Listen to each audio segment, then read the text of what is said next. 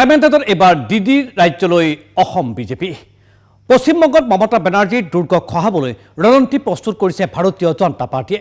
তিনিটা পৰ্যায়ত ভোট গ্ৰহণৰ পাছত পশ্চিমবংগ দখলৰ বাবে লক্ষ্য স্থিৰ কৰি লৈছে ভাৰতীয় জনতা পাৰ্টীয়ে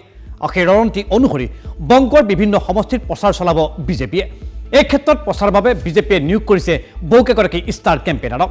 ৰাজ্যৰ মুখ্যমন্ত্ৰী ডক্টৰ হিমন্ত বিশ্ব শৰ্মাই প্ৰচাৰ চলাব পশ্চিমবংগত হিমন্ত বিশ্ব শৰ্মাৰ উপৰিও ৰাজ্যৰ অৰ্ধশতাধিক বিজেপি নেতাই নামি পৰিব পশ্চিমবংগত দখল বিশেষ অভিযানত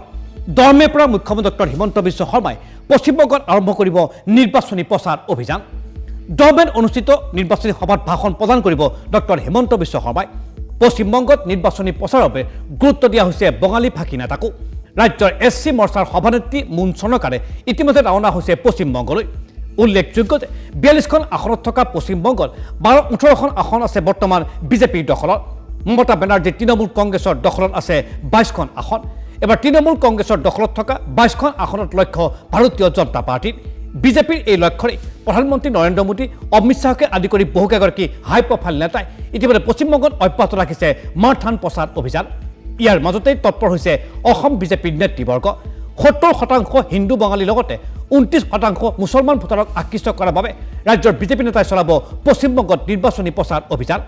এই ক্ষেত্ৰত ৩ তালাক নিষিদ্ধ বাল্য বিবাহ আদি ইছ্যু ব্যৱহাৰ কৰিব ভাৰতীয় জনতা পাৰ্টীয়ে অসমৰ বিভিন্ন আঁচনিৰ প্ৰসংগৰো বিজেপিত প্ৰচাৰ চলাব বংগত প্ৰচাৰ চলাব ৰাজ্যৰ বিজেপি নেতাসকলে পশ্চিমবংগৰ ৰাজনৈতিক পৰিৱেশৰ বুজ ল'বলৈ আগতীয়াকৈ ৰাজ্যখনত বাহৰ পাতিছে প্ৰাক্তন বিধায়ক শিলাদিত্য দেৱ কিশোৰ উপাধ্যায় সহ ৪গৰাকীকৈ বিজেপি নেতাই আজিও পশ্চিমবংগলৈ উৰা মাৰিছে অসম বিজেপিৰ বহুকেইগৰাকী নেতা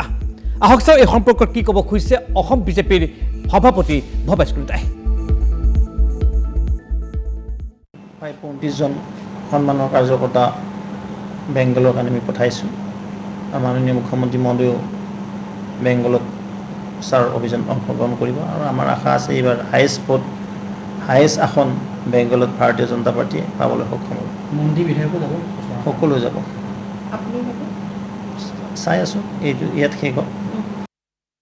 সেয়া ৰাজ্যিক বিজেপিৰ সভাপতি ভৱেশ কলিতাৰ বক্তব্য আৰু এইদৰে অসমৰ মুখ্যমন্ত্ৰী ডক্টৰ হিমন্ত বিশ্ব শৰ্মাৰ সৈতে বহুকেইগৰাকী অসমৰ বিজেপি নেতাই ইতিমধ্যে আৰম্ভ কৰিব পশ্চিমবংগত নিৰ্বাচনী প্ৰচাৰ অভিযান লক্ষ্য দিদিৰ পশ্চিমবংগত বিজেপিৰ পতাকা উৰুৱাই তৃণমূল কংগ্ৰেছৰ পতাকা নমোৱা আৰু তাৰেই যেন কচত এতিয়া আৰম্ভ হৈছে অসমৰ পৰা পশ্চিমবংগলৈ আহক চাওঁ এই সম্পৰ্কত কি ক'ব খুজিছে ইতিমধ্যে কলকাতাত গৈ উপস্থিত হোৱা অসম বিজেপি এছচি মৰ্চাৰ সভানেত্ৰী মুন চনকাৰে আমাকতো 4th ফেজৰ পৰা যাব দিছে যেটো 3rd ফেজৰলৈকে অসমত নিৰ্বাচন আছিলে গতিকে 4th ফেজৰ পৰা চেন্ট্ৰেল কমিটিৰ নিৰ্দেশ মৰ্মে আমি আজিৰ দিনটোত গৈ তাত ৰিপৰ্টিং কৰিব লাগে তাক দিদিৰ নেতৃত্বত যিটো চৰকাৰ পশ্চিমবংগত চলি আছে আপোনালোকে জানে যে তাত ভাৰতীয় জনতা পাৰ্টিৰ কাৰ্যকৰ্তাসকলক কি ধৰণে নিৰ্মমভাৱে হত্যা কৰা হৈছে ভাৰতীয় জনতা পাৰ্টিৰ মহিলা কাৰ্যকৰ্তাসকলৰ শ্লীলতা হানি কৰা হৈছে একৰকম ক'বলৈ গ'লে আমি গুণ্ডাৰাজ চলি আছে তাত সেইটো ক'ব পাৰোঁ গতিকে তাৰ বিৰুদ্ধে আমি আজি অসমৰ পৰা গৈ পেলাই তাত যুঁজ দিম